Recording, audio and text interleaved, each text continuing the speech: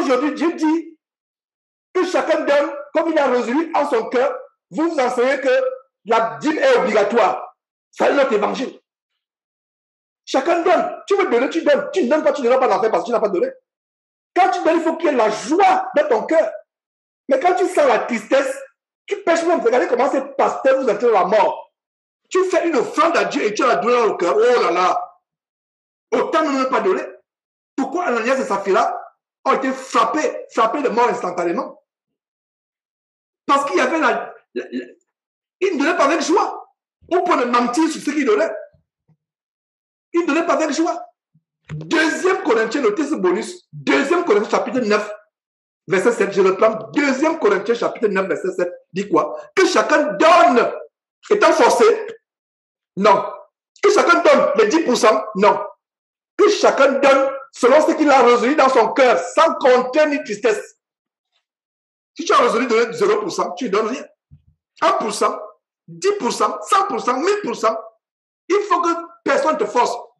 Personne ne doit te dire qu'il faut que tu sois obligé. Quelqu'un vous enseigne cela, il enseigne en notre évangile.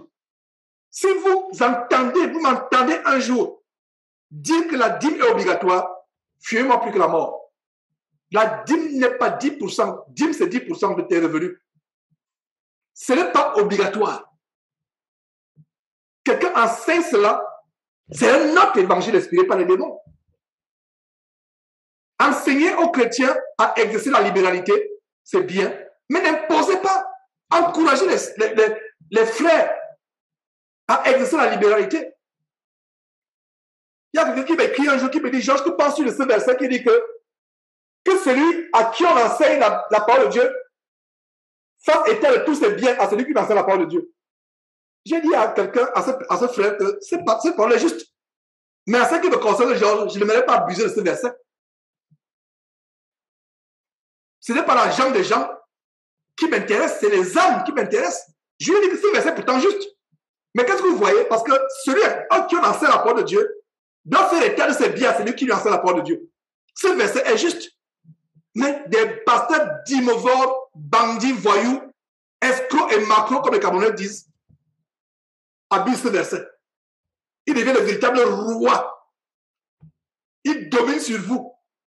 Vous devez leur dire combien vous gagnez par mois. Ils doivent contrôler vos finances. Ils doivent tout contrôler sur vous.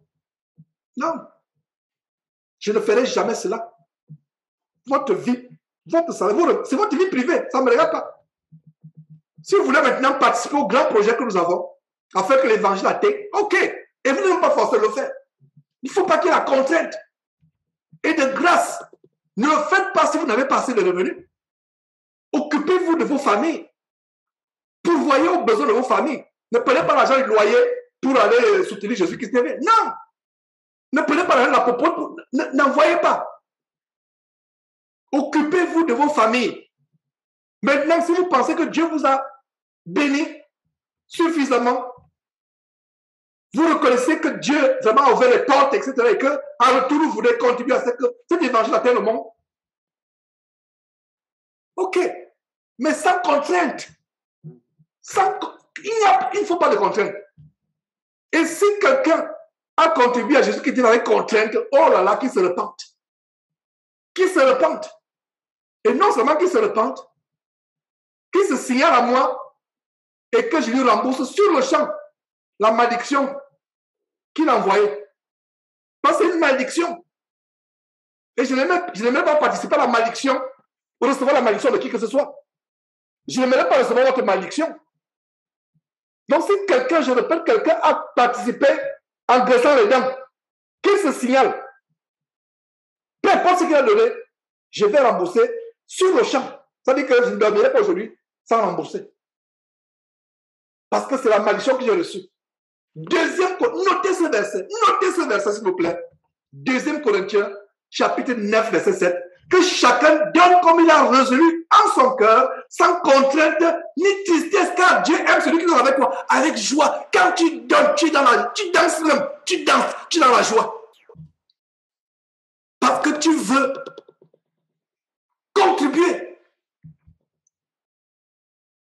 à ce que tu as découvert, les autres découvrent aussi. découvre. Combien êtes-vous aujourd'hui qui avez découvert le vrai évangile? Avec toutes les chaînes qui ferment, c'est pour ça qu'il faut des stratégies pour contourner YouTube, pour contourner Facebook, afin que l'évangile soit porté au monde entier, sans plus qu'on soit dépendant de YouTube et de Facebook. Et si maintenant un jour, YouTube tombe, Facebook tombe, donc ça veut dire que l'évangile aussi est tombé, n'est-ce pas? Ah, vous voyez là, je vais en venir, n'est-ce pas? Donc il y a du travail. Il faut encourager les frères à la libéralité. Si vous ne voulez pas donner, je n'ai pas vu un verset qui dit que celui qui avare ira forcément en enfer. Montrez-moi ce verset si vous l'avez trouvé. C'est mieux d'être avare, de dire que je ne donne pas. Mais je vous encourage à faire la libéralité. Non seulement à soutenir un ministère comme Jésus-Christ TV, mais il y a aussi les pauvres autour de vous, des orphelins. Ce merveilleux boulot que tu dois donner, tu penses que tu dois donner pour rien? L'évangile doit atteindre le monde entier. Mais il y a aussi les pauvres, même parmi nous. Et quand tu fais le monde, pour la bienfaisance dans l'église, ne sonne pas la trompette. Il ne faut même pas que quelqu'un d'autre sache que tu as aidé cette sœur ou ce frère. C'est entre le frère et toi et Dieu. C'est tout. Ouais. Donc, ce frère qui me dit, Georges, qu'est-ce que tu penses de ce verset?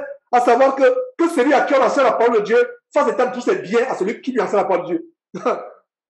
Beaucoup escroquent à cause de ce verset. Et c'est leur verset préféré. Hein?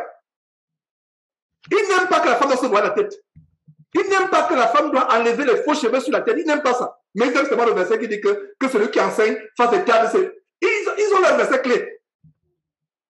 Parce que s'ils commencent à enseigner que la femme doit enlever les faux cheveux sur la tête, les femmes vont fuir. Les femmes vont fuir et l'église sera vide. L'évangile que je prêche n'est pas populaire. C'est pas un miracle que nous sommes aussi nombreux ce matin. Ce n'est pas l'évangile populaire. L'évangile dépouillement. Vous voyez? Donc un autre évangile. Quelqu'un vous enseigne, qu'est-ce qui m'amène à ouvrir cette parenthèse? Quelqu'un vous enseigne que la dîme est obligatoire. C'est un autre évangile. C'est un évangile des démons. Donc, raison le verset, je m'étonne que vous vous détourniez si promptement de celui qui vous a appelé par la grâce de Dieu pour passer à un autre évangile. Verset 7.